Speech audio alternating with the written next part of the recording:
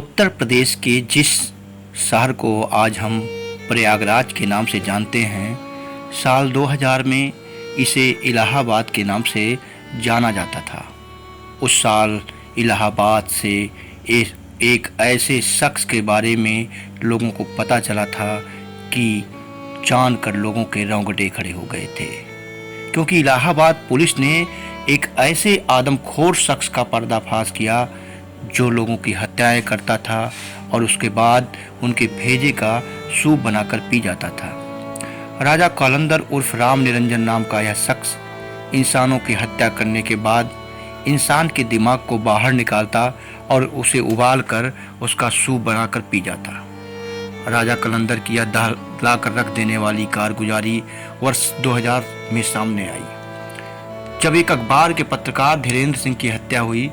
धीरेन्द्र के घरवालों ने जब हत्या का मुकदमा दर्ज करवाया तो पुलिस जांच करते हुए तत्कालीन जिला पंचायत सदस्य फूलन देवी के घर पहुंच गई। पुलिस ने तलाशी ली तो घर से धीरेन्द्र का सामान मिला और फूलन देवी के पति राजा कलंदर ने गुनाह कबूल कर लिया। पुलिस उस वक्त हैरान हो गई जब राजा कलंदर के घर से नरमुंड बरामद किए गए। राजा कलंदर के बारे में जब पुलिस को पता चला वह इस प्रकार था। अनपढ़ राम निरंजन बचपन से ही क्रूर और शातिर दिमाग था। दूसरों को तकलीफ देकर उसे राहत मिलती। उसकी इसी फितरत ने उसे जराइम की दुनिया में धकेल दिया। कोल बिरादरी के कोलंदर ने शंकरगढ़ में दहशत फैलाना शुरू कर दिया। वह जिसकी तरफ आंख उठाकर देखता उसे मौत का डर सताने लगता था। इसी खौफ के बल पर उसने बिरादरी वालों से राजा की उपाधि भी हासिल कर ली थी। वह खेल खेल में साथ खेलने वाले बच्चों को लहूलुहान कर देता था। उसकी जैसे जैसे उम्र बढ़ती गई, पागलपन उसके दिमाग पर हावी होता गया। कोलंदर को जानने वाले बताते हैं कि उसे बकरे का ताजा खून पीना पसंद था। वह अक्सर अपने फार्म हाउस पर दोस्तों के साथ मांस की दावत उड़ाता। अनपढ़ कोलंदर को इसी बीच कहीं से पता चला कि इंसान का भेजा खाने से दिमाग तेज हो जाता है, तो वह इंसानी खून का प्यासा हो गया। नरपिशाच कोलंदर ने लोगों को मारने के बाद उसका भेजा निकालकर खाना शुरू कर दिया। कोलंदर को कपड़ों का भी बेहद शौक था। वह जब भी घर से बाहर जाता तो लांग बूट और चश्मा लगाकर ही बाहर निकलता। राजा कोलंदर के बारे में जब पुलिस को पता चला और पुलिस ने राजा कोलंदर के फार्म हाउस पर छापा मारा तो उसके घर में गाड़े गए 24 नरमुंडों का भी खुलासा हुआ। पुलिस ने अदालत में जो सबूत पेश किए उससे साफ जाहिर है कि राजा कलंदर एक सनकी किलर था। वह अपने दुश्मनों का गला काट कर उसका नरमुंड अपने पास रख लेता।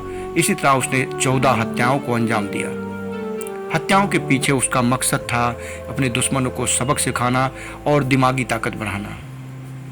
इसके लिए वो इंसान के दिमाग को उबाल कर उसका सूप बनाता और पी जाता। वह 100 के अन्य हिस्सों को अपने फार्म हाउस में सुअरों के सामने फेंक देता था। दिमाग का सूप बनाने के बाद वह खोपड़ियों को कलंदर फार्म हाउस के पेड़ पर टांग देता। IVN 7 में प्रकाशित एक खबर की माने तो कलंदर जात के मुताबिक इन खोपड़ियों पर नाम लिखकर उन्हें रंगता था और उनके सामने रखकर उनको अदालत लगाता और उन खोपड़ियों को सजा सुनाता। पुलिस को राजा कलंदर से एक डायरी भी मिली जिसमें वह अदालती डायरी कहता था। इसमें उसके नाम दर्ज थे जिनका वह कत्ल कर चुका था या करना चाहता था। राजा कोलंदर के राज का पर्दाफाश नहीं होता, लेकिन उसने एक दैनिक अखबार आज के पत्रकार धीरेन्द्र सिंह की हत्या कर दी, जो उसके पर्दाफाश की वजह बन गई। इसकी वजह थी कि धीरेन्द्र सिंह को राजा कोलंदर के कई राज पता चल गए थे और वह कई दफ़े चेतावनी भी दे चुका था। पत्रकार धीरेन्द्र सिंह का ससुराल शंकर के बेरी पसारा गांव में था और उसी गांव में राजा कोलंदर की भी ससुराल थी। 14 दिसंबर 2000 की रात कोलंदर ने धीरेन्द्र सिंह को अगवा कर लिया और उसकी कटी लाश उसने रीवा जिले के बरोही और सिर कस्बा रायपुर बाढ़ सागर रीवा में फेंक दिया। कोलंदर की जघन्य हत्याओं का राज खुला तो शहर में उसके कई नामों की चर्चा होने लगी। किसी ने उसे आदमखोर कोलंदर कहा तो किसी ने नरबच्ची। फार्म हाउस में नरमुंड मिलने लगे तो उसे नरमुंडों को पुजारी भी कहा जाने लगा। हत्या के बाद गर्दन काटना, किसी का गुप्तान काटना कोलंदर की आदत में शुमार था। पुलिस के समक्ष उसने कबूल किया था कि एक व्यक्ति की गर्दन काटने के बाद उसकी खोपड़ी उबाकर वह पी गया था। यह घिनौनी करतूत उसने इसलिए की ताकि उसका दिमाग और तेज हो जाए। शहर के लोग उसको साइको किलर, इंसान की शक्ल में हैवान, खूनी दरिंदा आदि के नामों से भी पुकारने लगे थे। जघन्य हत्याओं का दोषी राजा कुलंदर जेल में भी नाटक करता। कई सालों से उसने जेल का खाना नहीं खाया। खाना ना खाने की वजह से उसे जेल में दूध दिया जाने लगा था। कुलंदर दूध ही पीता है। परिवार और रिश्तेदारों से उसे जो मिलने जाते वह फल और अन्य सामान दे देते। कुलंदर उसे खाता। उसे जेल के सर्किल नंबर 1 में तन्हाई में रखा गया। वह अकेला सीकचों में पड़ा रहने वाला कुलंदर जेल में भी अजीब हरकतें करता। वैसे कुलंदर का असली नाम राम निरंजन था, जो बाद में उसने बदल करके राजा कुलंदर रख लिया था। उसके सनक का ही सवाल था कि उसने अपनी पत्नी का नाम फूलन देवी रख लिया था और बच्चों का नाम अदालत रख दिया था। उसकी पत्नी जिला पंचायत सदस्य थी, लेकिन उसके बाद भी उसने 14 हत्याएं की थी और वह जो हत्याएं करता था वह सिर से धड़ को अलग कर देता था, नरमुंड को अपने फार्म हाउस में गाड़ देता था, उसे रंगता था, उन्हें सज़ा सुनाता था और दिमाग को उबाल कर उसका सूप बनाकर पी जाता था। उसके जो शिकार जातियाँ थीं उसमें कायस्थ, ब्राह्मण और मुस्लिम युवक ज़्यादा थे। उसका पागलपन इस हद तक बढ़ गया था कि वह इंसानों के मांस को भी खाने लगा था।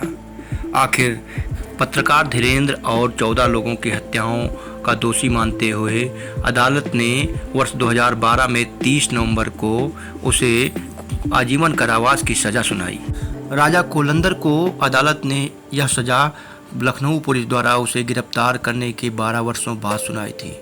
राजा कुलंदर आज सलाखों के पीछे अपनी बची हुई जिंदगी को काट रहा है, लेकिन राजा कुलंदर जैसे शख्स से हमें सतर्क रहने की ज़रूरत है, क्योंकि ऐसे सनकी हत्यारों के बारे में हमें पता भी नहीं चलता और ये क्राइम की, अपराध की घटनाएं कर बैठते हैं। अगर आपके आसपास कोई भी ऐसा संदिग्ध व्यक्ति दिखता है जो किसी अजीब तरह की हरकत का आदी हो, जिसके बारे में आपको किसी तरह का शक हो, तो आप पुलिस को ज़रूर बताएं, जिससे राजा कुलंदर जैसे शख्स से हम खुद को और समाज को सतर्क कर सकें। मैं हूं बृहस्पति कुमार पांडे और आप देख रहे थे गाँव गाथा। ऐसी ही कहानियों के लिए बने रहिए गाँव गाथा के साथ। चैनल को अगर आपने अभी तक सब्सक्राइब नहीं किया है तो सब्सक्राइब करना ना भूलें। चैनल के वीडियोज़ को लाइक और अपना अमूल्य कमेंट देना ना भूलें।